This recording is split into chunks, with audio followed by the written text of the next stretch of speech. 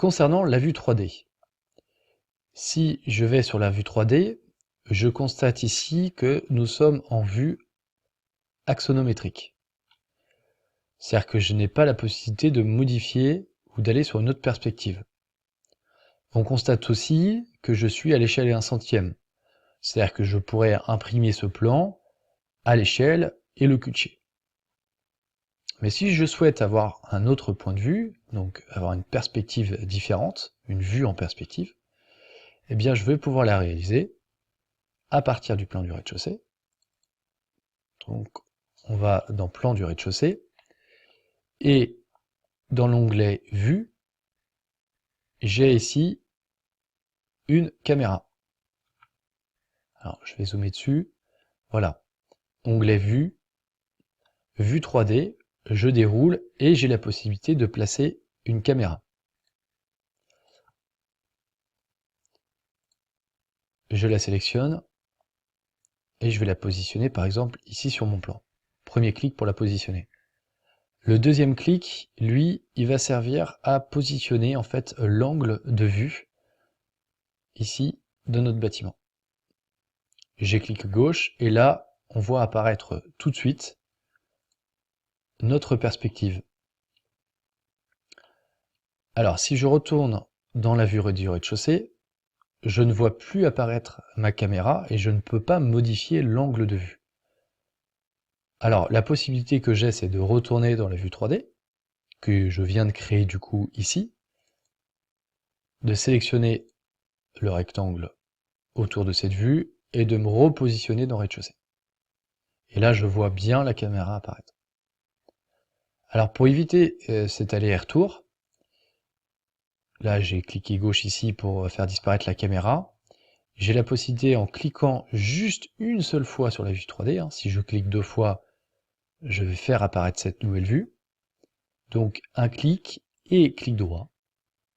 Et là, j'ai une option qui est afficher la caméra, ici.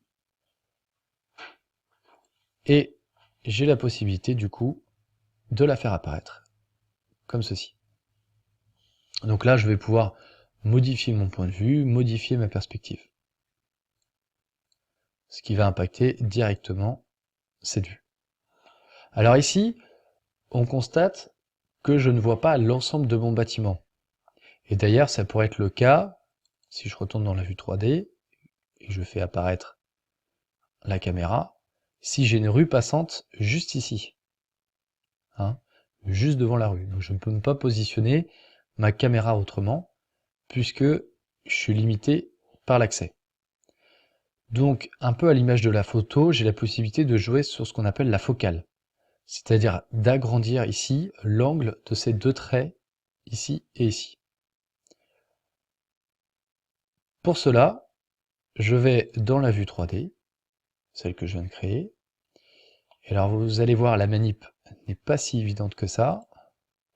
Je vais sur le disque de navigation ici, je clique gauche, il apparaît, je l'ai dans la main, je vais le poser par exemple ici, ce disque de navigation, et je vais cliquer sur la petite flèche ici en bas.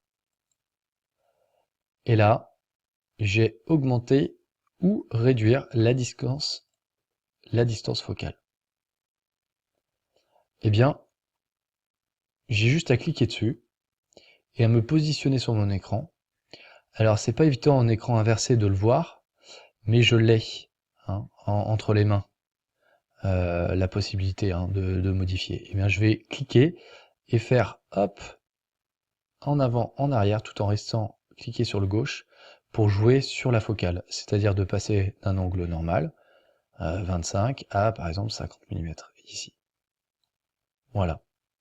Ça ne veut pas dire que je modifie mon point de vue. Si je sors de cette position et je retourne dans mon plan du rez-de-chaussée, et je fais apparaître la caméra.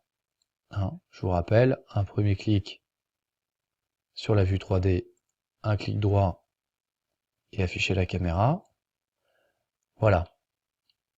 J'ai agrandi en fait ici la partie et l'angle Donc je peux revenir et modifier le point de vue, si je le souhaite, de mon bâtiment.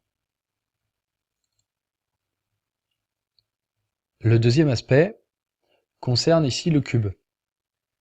Alors ce cube, je vais avoir plusieurs positions. Si je clique sur droite, ce sont des positions prédéfinies. Voilà, là je me situe à droite de mon bâtiment. Si je clique sur la flèche ici, je vais me situer en arrière, à gauche ou en avant. J'ai la possibilité aussi, par les angles ici, les coins, de venir me positionner et de faire une rotation du bâtiment pour gérer un autre point de vue, une autre perspective à partir de ce point de pivot. L'autre possibilité que j'ai, c'est de verrouiller cette vue. C'est-à-dire que si je souhaite vraiment que cette vue ne soit pas modifiée, c'est-à-dire que je n'ai pas la possibilité soit par le vue cube ici ou par le rez-de-chaussée de la modifier, eh bien je vais aller directement, et là je vais zoomer dessus, sur cet onglet, ou sur cette icône plutôt, je le sélectionne, et là je peux enregistrer l'orientation et verrouiller la vue. Et d'ailleurs on voit tout de suite que le View Cube ici, lui, se noircit, et si je clique dessus, je n'ai vraiment pas la possibilité de modifier cette vue. Voilà. Je vais aussi modifier et renommer cette vue, si je le souhaite, par vue 3D perspective, par exemple.